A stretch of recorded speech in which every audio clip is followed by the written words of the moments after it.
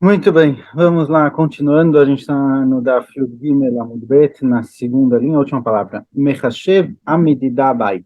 Foi dito com relação a o Levi que foi no campo e pegou a parte dele, os 10% dele, antes de ser tirada a Trumá, antes de ser tirado os primeiros 2% do Cohen, ele só precisa tirar os 10% do que ele recebeu para o Cohen, certo? Geralmente, como funciona o Trumot e Masrot, se tira 2% para o Cohen, 10% para o Levi e 10% para pobres ou para comer Yerushalayim.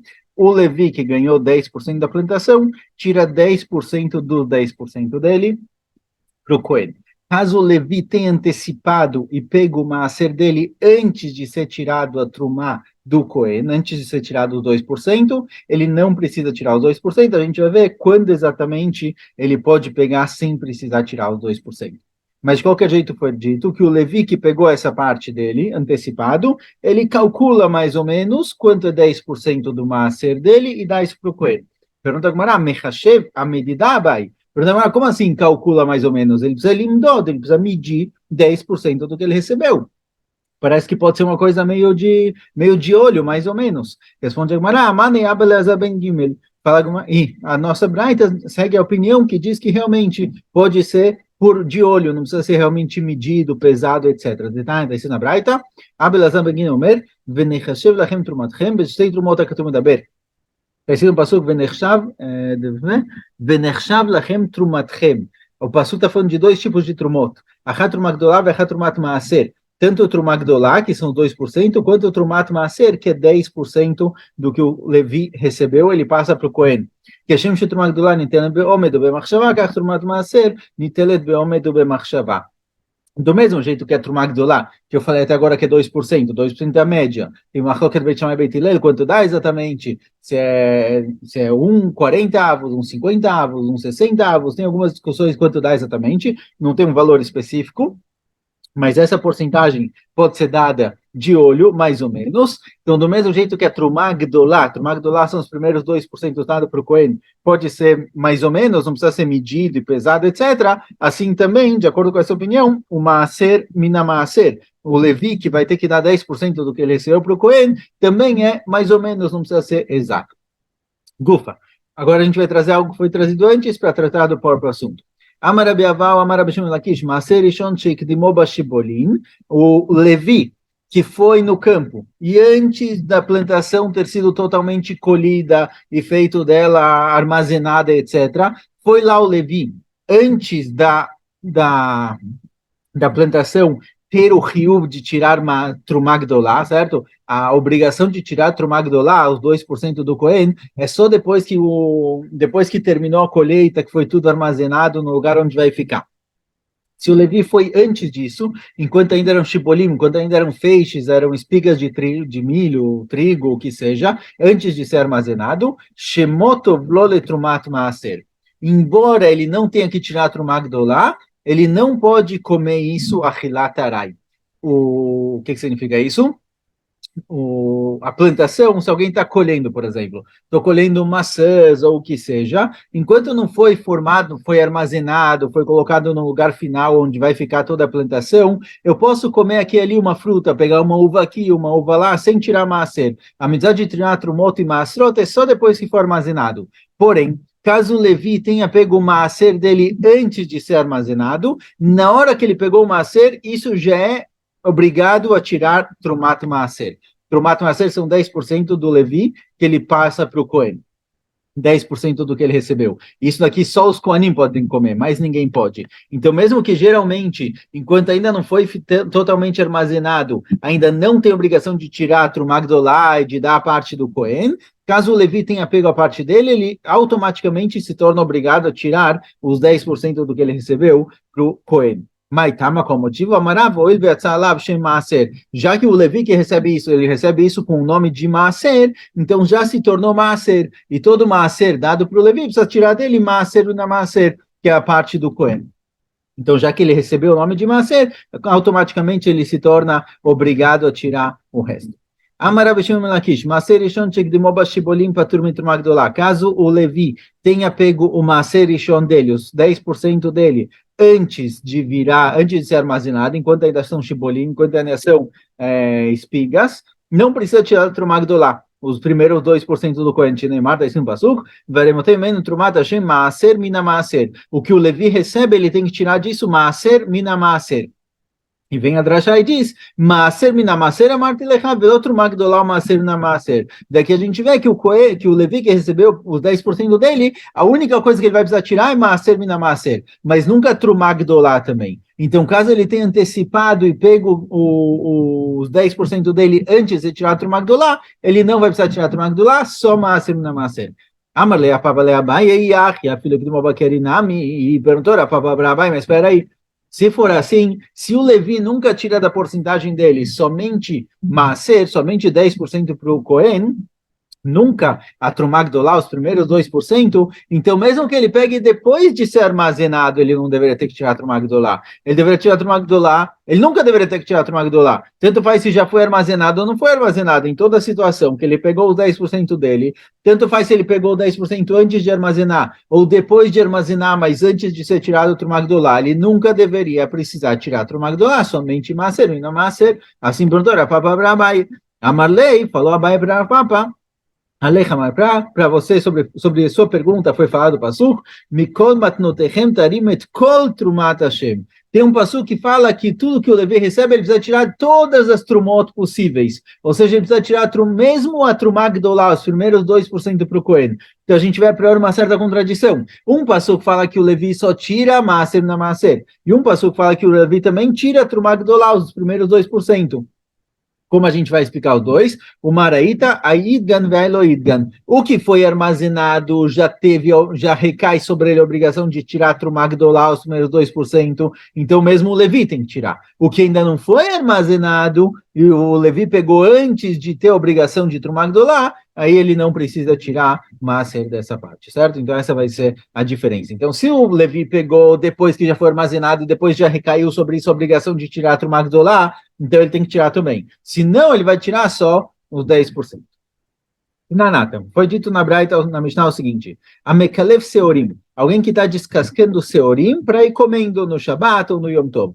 Mekalev Achat Achat Veochel. Se ele for comendo de um em um, não tem problema nenhum, não precisa tirar disso Maaser, ele vai pegando o Seorim e vai comendo de um em um.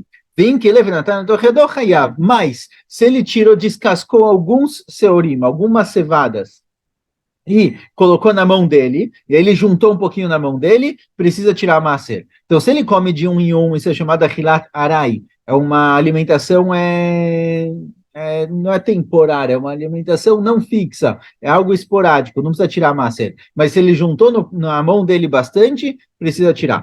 Amar Abelazar, vechin le Shabbat. Fara Abelazar, assim também com relação ao Shabbat. Se a pessoa, no Shabbat tem uma melachá de dash, tem uma melachá que é proibição no Shabbat, de tirar um alimento da casca dele, certo? Alimentos que, tipo, seorim, ritim, por exemplo, banana não tem problema, mas alimentos que eles estão dentro da casca, como trigo, etc., não pode tirar da casca no Shabbat. Fala, Belazar, que se eu pego grão em grão e tiro de um em um e vou comendo, não é melachá no Shabbat, mas se eu faço uma grande quantidade junto, aí sim é melachá, igual com relação a maaser. Pergunta Gamara, Eini, Rav Mekal falei, debit Hukase e Kasi. Pergunta Gamara, espera aí, Rav, a esposa de Rav costumava no Shabat descascar para ele uma quantidade de copos de seorim, copos de grãos. E Rabi Mekal falei, debit Hukase e Kasi, a esposa de Rabi também fazia isso. Então, aparentemente, com relação ao Shabat, não tem problema nenhum.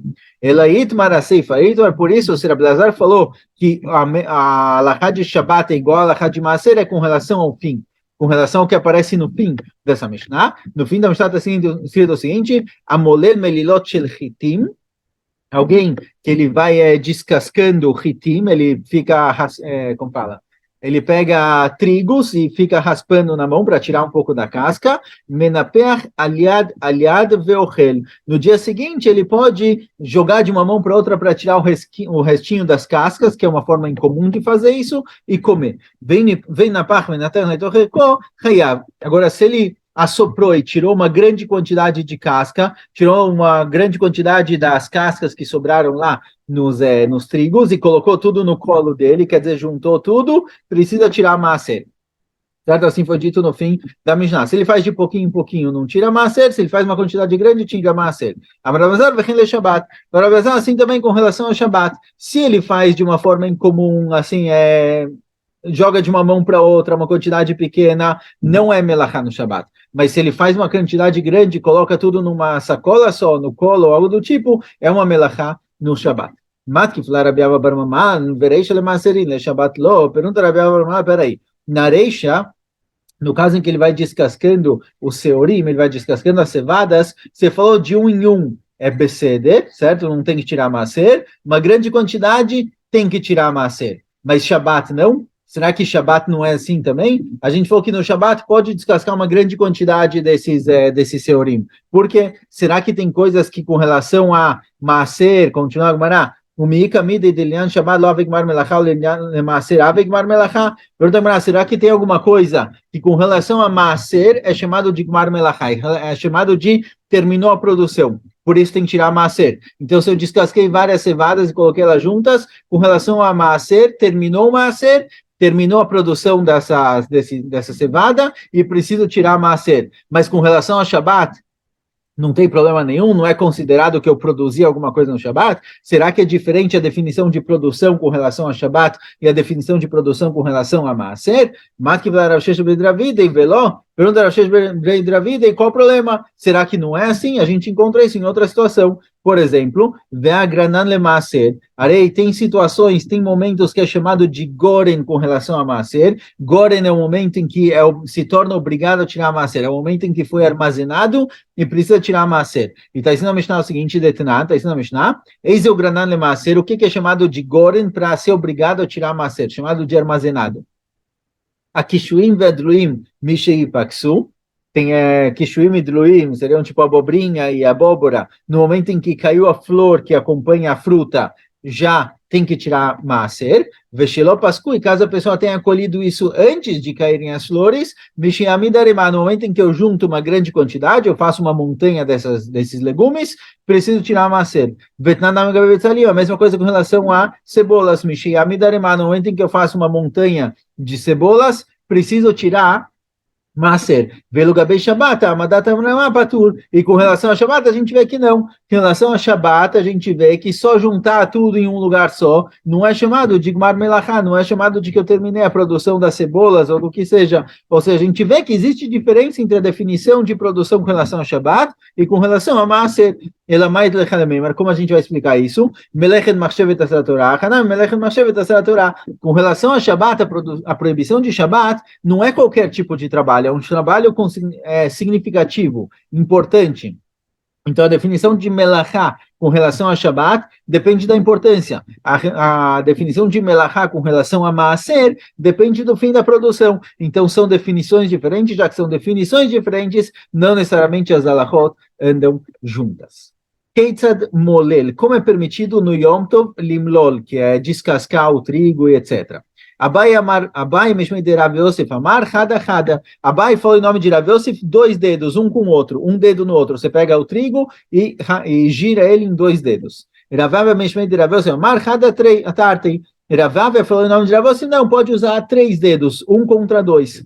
Rav Amar, que vai de Meshana, Afilo Hada Kul Hunami. Rava fala, já que você está fazendo diferente, você está fazendo em quantidades pequenas, e você não está usando a palma da mão também, pode fazer com todos os dedos, não precisa ser 1 ou 2, pode ser com todos os dedos.